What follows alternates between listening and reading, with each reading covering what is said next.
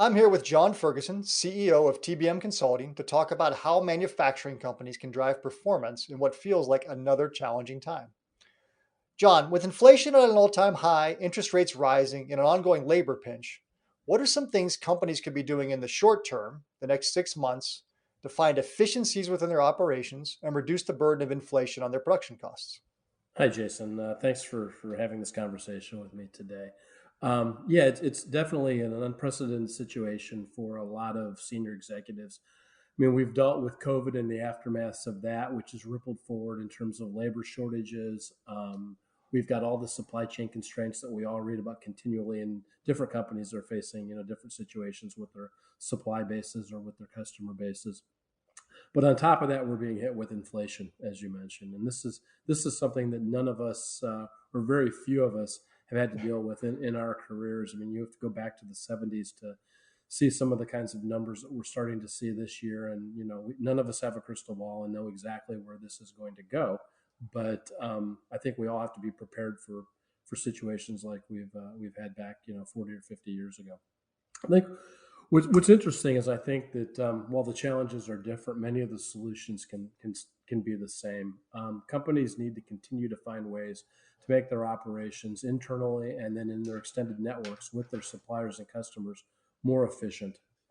Find ways for their production to run smoother with less people, less waste, less material, and with more flexibility. And those are all the things that the TBM has always focused on and where our deepest skills reside. Um, the situation, like I said, is unprecedented. We don't know where it's going to go, and while these solutions are the same as we've always had, I think that maybe the underlying situation that we're trying to address is a little different. While in the past, let's say 5 to 7 or 8 years, it's been all about how to increase production volume, how to meet increasing demands in a growing economy.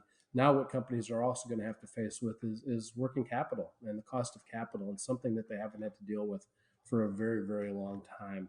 Looking for ways to avoid investment in capital infrastructure, looking for ways to lower investments in inventory, because all the when you're operating in a 0 or 1% interest rate environment, those things don't really have as much of an impact on your income statement and your balance sheet, and don't impact your decision making as much as they're going to be doing now in a 4%, 5%, 6%, hopefully not greater interest rate environment.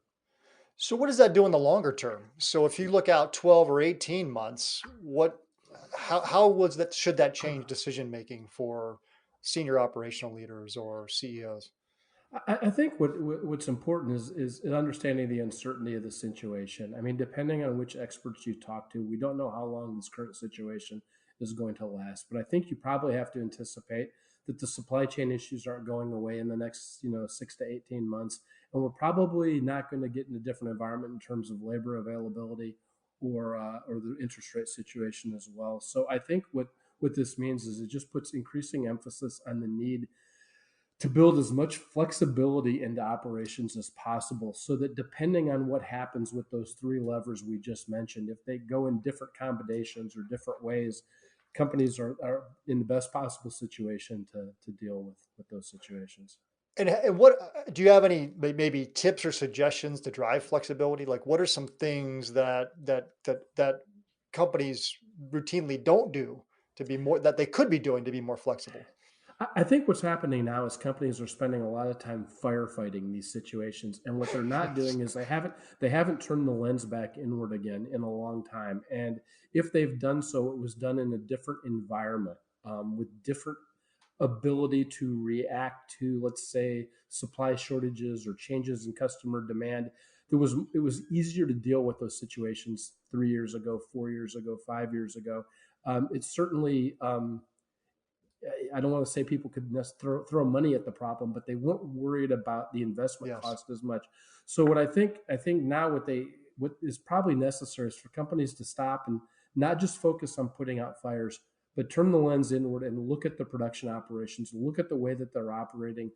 There are probably inherent inefficiencies that are there that have been easy to cover up in the past, but that now maybe deserve a second look and an opportunity to go Yeah. back and fix and fine tune, to give the executives that flexibility that they're going to need as these other environmental factors continue to change in very unpredictable ways. It's funny. I guess I have a bit of a kind of a macro question for you for a second. So you think about the heritage of TBM and its founding principles around speed and operating at the point of impact, and the fact that it was when TBM started, it came into it entered in an environment that was a higher inflationary environment. So Somewhat. essentially, as inflation goes up and interest rates go up, does that actually make operational efficiency just a higher priority for senior leaders for all the reasons you just mentioned? Is it sort of I, is it an ebb and flow?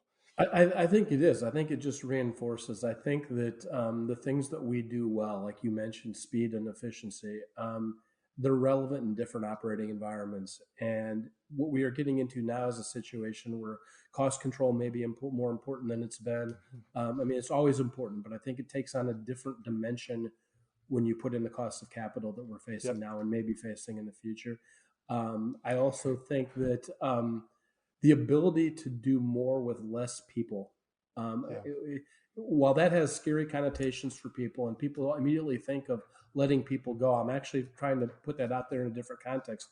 In the context of when you're having difficulty finding qualified people and Yep. retaining them to work in your operations, having that ability to work more effectively with that smaller workforce that you may be forced to deal with can offer tremendous advantages because you don't have the ability. It's not about letting people go. It's about how to operate at the maximum efficiency with the labor pool that you have available to you right now.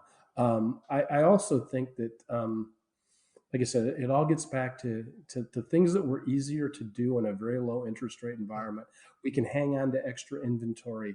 We can do things that have a cost that's just very immediate, but then doesn't have any transitory effect.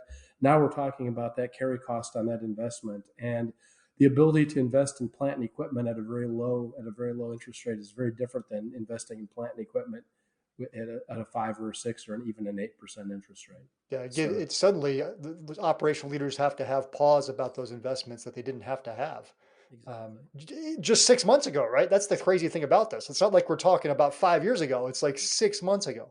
No, what a complicated time to be a COO or be a CEO of a production company. I mean, you think about coming out of this, multi-year situation with COVID that none of us saw, and that who could have prepared in their career to deal with that situation. We're not here to talk about that today, but then and then falling out of that, the supply chain issues that we're dealing with, suppliers going out of business, supply constraints, transportation constraints. Now we've got inflation going on, and now we're potentially facing an energy crisis on top of that. So again, as energy comes into play, I think Europe is probably going to face this in the more immediate term than the U.S., although possibly we may start to face this on the west coast of the U.S. as well.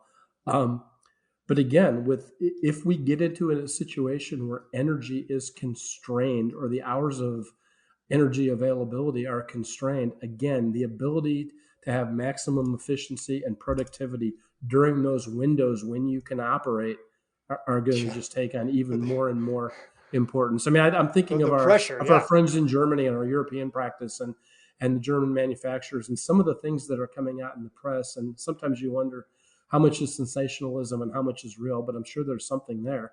In terms of some of the rolling blackouts that may end up taking place this winter, some of the rationing, whether it's within windows of the day or certain days for energy. I mean, all of a sudden, that's going to put another constraint on production Yeah. operations, and the CEO and CEO is going to have to deal with that as well. So anything you can do Yeah.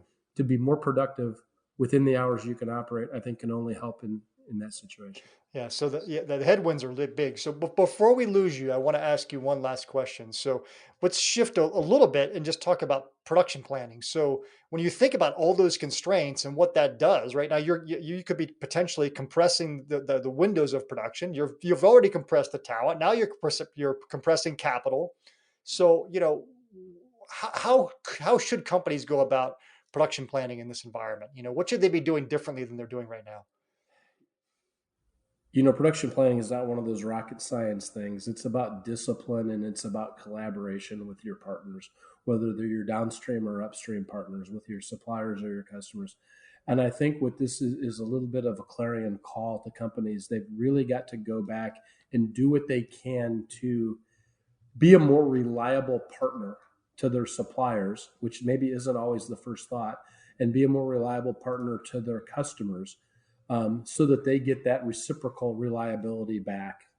I think that suppliers that have limited capacity or are going into allocation situations, they're going to give that output to their customers that are best, the most predictable with the least Yep. volatility, and the ones that they can count on their production plans and their demand plans. So I think what this is just doing again is reinforcing something that companies should have been doing all along. It's like focus on those planning exercises, try to get the variability out of those, really work to collaborate with your partners, to share forecasts, and to share not just anticipated but changes in those Hmm. in those planning levels, because being a better partner in this environment is going to be critical to success. Well, John, thank you so much for sharing your insights with all sort of COOs and operational leaders. I mean, it sounds to me like it all comes down to operational discipline, as it always has and probably always will. I think that's a great recap. Thank you, Jason. Yeah. Thanks, John.